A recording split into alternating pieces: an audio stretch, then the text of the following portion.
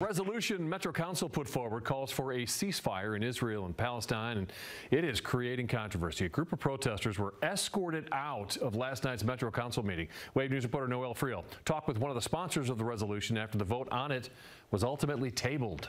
The resolution urges the federal government to facilitate a ceasefire, the safe release of hostages, and unimpeded humanitarian aid to all parties in Palestine and Israel. It's an issue that's divided the Metro Council and members of the community. But one of the sponsors tells me it's about condemning violence on both sides of the conflict.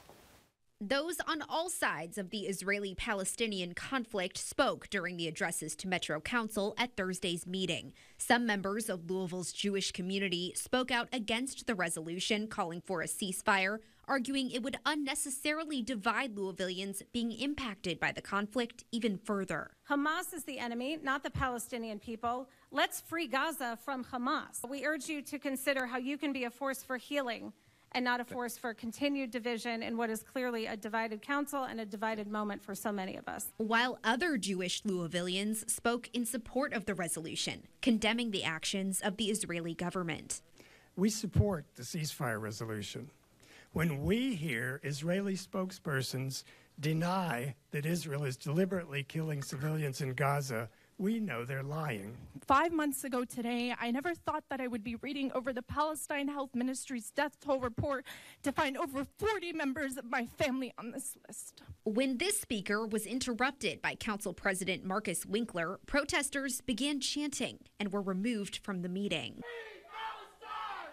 Free Palestine! If we could please remove people. Thank you.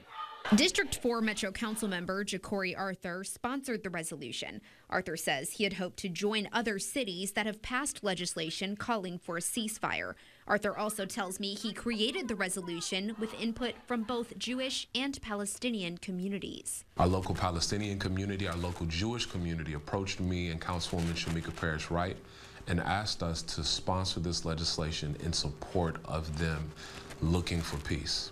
Ultimately, Metro Council tabled the vote. Arthur says he's choosing not to call for a vote, knowing that it doesn't have the support needed to pass. But he plans to continue to urge the federal government to call for a ceasefire. It's kind of confusing to me to see people use every single form of political trickery to make excuses and justify that violence.